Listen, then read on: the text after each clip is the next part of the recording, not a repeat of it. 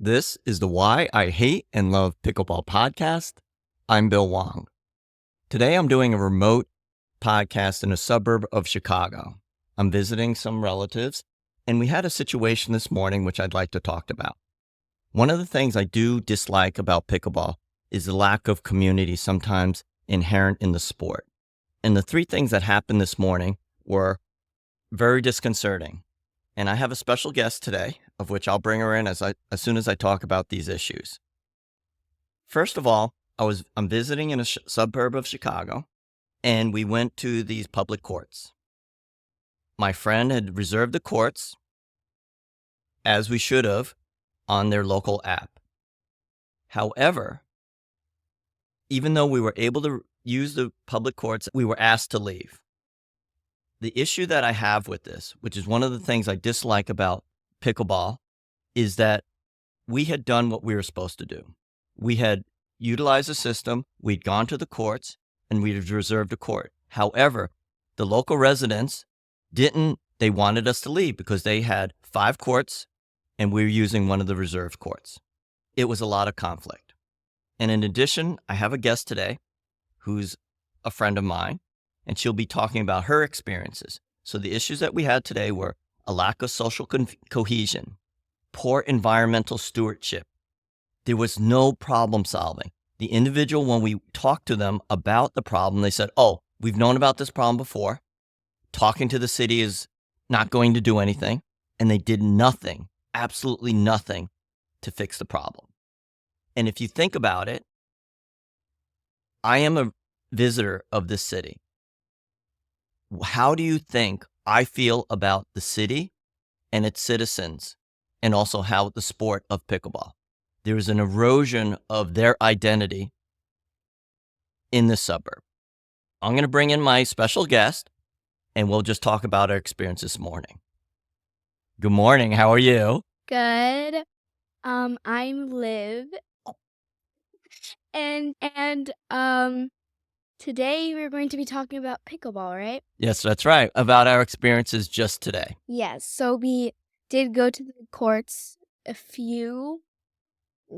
half an hour ago. And Was it that long? It seemed like it seemed like a forever, and I'm still upset. I had to come home, have some coffee, and have something, a stress eating. I'm upset. Are you upset? I'm a bit upset. I was trying to hold in my laugh because personally I So thought it was laughing is kind not of funny. upsetness. I mean, I was a bit upset that everyone kept on coming over, interrupting our play.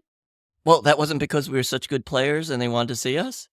I don't think so. So, what topic should we talk about let's first? talk about what happened, and then we'll talk about how we handled it, and then the aftermath. How does that sound? Yeah, that sounds great. Okay. So what we did was we walked over to the local courts. As I said, I'm visiting in a suburb of Chicago, and we've reserved the court, as we should have. Yes. It was open play, like drop-in through, I think, 9 a.m. to 11 a.m. or 8 a.m. to 11 a.m. I kind of forgot, but there was an open court, which was number 6, and we reserved that court, But we were just a little bit late. So we were a little late, and there were some people on there, correct? yes. And what happened? So we told them that we have a reservation, and they said that it was only open play. So we had to tell them that there was an open court to reserve, and we just have to keep on telling them so they believe us. So once they believed us, they were like, could we finish this game? And we thought, okay, fine, whatever. But they said it like this. It was more to it than that. We were on the court, and we walked over there, and we asked them, we said, we have a reservation. Mm-hmm.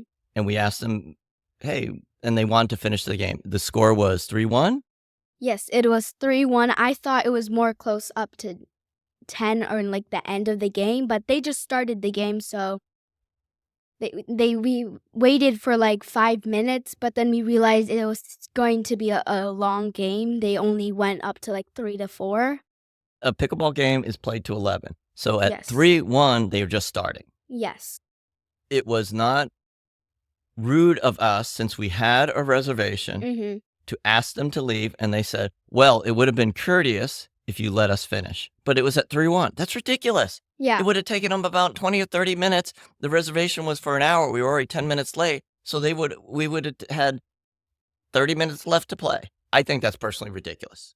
That is ridiculous because I feel like they should have just let us play when we got there because there was a short line, but they just waited. So the line got longer. So I feel like they just made them wait more themselves. I agree. I'm not going to argue with you. So that was the issue 1, correct? Yes. So we got on the court. We were about 10 minutes late. That was our bad. But then multiple people came up to us and said, this is open play. You can't be here. However, we made a reservation like we should have. Yes. On the app has a flaw. Yes, it does. Because more than 3 people interrupted us through our play and they were just taking up more of our time. So I feel like they should have just not bothered us. Once one person came up to this, I feel like they should have just stopped because they're just wasting their own time, like talking to us, and they're wasting our times. Correct. So that happened, and which put sort of a bad taste in my mouth. And one of the issues that I don't like about pickleball is, in general, I think the pickleball community is wonderful. I think they're very accepting. And I've talked about this before in other podcasts, where you have to be open-minded, self-aware, Correct. and making ability to make adjustments. Now, obviously, they wanted to play. I understand that. Yes. Everyone came there to play, and that's understandable. Absolutely. And I really was proud of the way that we talked about it in a mature way. We told them, yes, we would show you our reservation. And people who came up to us were players. They were of no one of authority. Then one individual said they've had a problem with the city and talking to them. As I was saying at the opening, that it was ineffective problem solving, because if they know there's a problem, by not addressing it is a problem. Yes, that's correct, because he said that he've talked to the city before, but they just never responded, or they responded and never really done anything. And what did they call the city like? What was their analogy? A pole. Right. A pole of the post of the net. The post of a net Yeah. normally doesn't communicate well. It doesn't listen because it has no ears, it has no voice, and it has no brain. That's what he was saying. Yeah. The city is like the post of a pickleball court, which is sort of a knock on the city. Yeah. It's a knock on the individual trying to make a change. And the problem is going to happen again tomorrow or the day after that. It is going to, because actually it's going to happen again because there was another reservation at 9:30 after we left. Correct. So yes, there you go. There's another problem. Absolutely, which is a problem in and of itself. And the neglect of public spaces and reduced social cohesion is another issue I want to talk about, where this is a public space. I understand that we have to have, if it's a private court, you have the ability to control and monitor and control and utilize your private space any way you want. However, this is a public space, and we use the civic norms of reserving the public space for a certain time on a certain date, and we checked it, and that is bothersome. And so we were adhering to the social norms, yet individuals were not happy about that. Then they need to fix the system. Comments about that? What do you think? I feel like they should fix the system, because now I feel like that was definitely not the first time that happened, because clearly that everyone was like already in the system, like they were already in the rhythm of switching and just dropping in, waiting in line. And I feel like maybe it would be a new problem that the city done, but the biggest problem is that they're not fixing it. Absolutely. But people, and this is one of the issues I have with a lot of individuals, the system and the city and institutions are only good as the people in them, be it the citizens, be it the city representatives, or even the mayor. And by them not fixing it or adhering to social norms, I have a real issue with. And if you think about it, I am visiting from another place, another state, and this is going to leave a bad thought and taste in my mouth. And also the fact that you are a resident of this area, how does it make you feel for your city?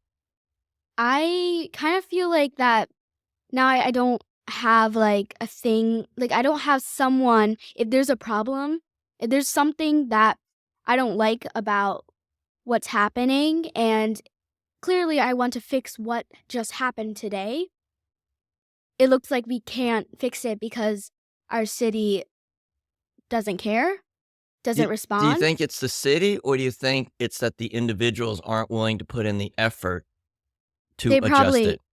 probably aren't trying to put in the effort because it doesn't look like they really care that we were there. They just wanted us off the court. Right. They don't care about fixing the underlying problem. They just wanted to remove almost the symptom of the problem. In some ways, we're the symptom of the problem, right? The problem is the app and the reservation. We happen to be there. They want to fix the symptom, but not get to the core of the problem. Yeah, Yep, I I agree with that. agree. What I was asking is, as a resident of your city, I thought you were acting very mature. I was very proud of you. Mhm. I was proud of you that you didn't get upset. We used adult voices. Yes, of course. We didn't throw things or go storm off the court. We just said, well, this is a situation. We explained it to 2 or 3 people who kept asking the same To thing. more than three or to 4 people, because I feel like multiple people were interrupting us. Also, that guy that gave us our ball back, he told you some stuff and we didn't hear it. Mhm. Do you know what he said? I didn't hear that. I when I play, I'm very focused on playing and playing well. So Yeah. I have a strength and a weakness of zoning stuff out. He said something to me. Yeah, you were talking to him. It Oh. was when the court next to us, he He was saying that he was saying the same thing where there's open play and that we're on the court and we have to get off the court. It was basically the same thing. yeah, I kind of felt mad inside, but of course you have to act mature or else. Why were you mad? Why? No, I was mad. Yeah, inside, why? Well, because because I have to keep, like, I was about to serve to you, and I have to keep on waiting and waiting because we had to keep on explaining to multiple people. Right. To be honest with you, and I'll talk about this in another podcast, I am an instructor at a exclusive club, Mm. and I've written a book. People pay me to play with them. People want me on the court because they want to get better, and they ask me to play. Do you think I am more likely to play at those courts or less likely? Even in Illinois, people want me to play. They invited me to play. Okay, well, So- maybe people like you. They want me to play. However, I am less likely to ever play at these courts again because of this bad experience. That's what I'm trying to say. I would never play there again. Never. Because of this bad experience, because of the system and the interactions I have Yeah. with the people. So it's hurting them. It's not hurting me. I mean, because you don't live here, so you just won't, when Right. you visit, you just won't go there. You would Right. go to your subscription and play there, Exactly. inside. Right. So they Air are hurting conditioned. themselves by the way they acted. If, say, I go to a sporting event. Yeah. And I have a bad experience at that sporting event, I am less likely to go there. And the owners of the sporting event want people to participate. They want them to buy tickets. They want them to watch.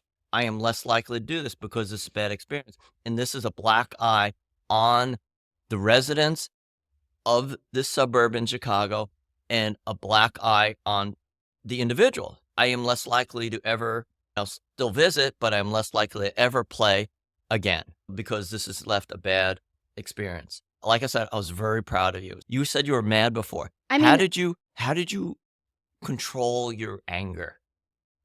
I kind of just laughed it out because I kept on walking up to them. Like, I didn't want to just sit there, watch you guys have to explain it multiple times. I just walked up and I tried to explain it to them too because I'm playing too. I'm not invisible. I'm playing too. Right. I'm also upset because these are my local courts, and I can just walk there. Like, it's not too far to my house. So we can always just walk there, but now I feel like should we even care to go there? Mhm. How does it make you feel like you live in this area? Mhm.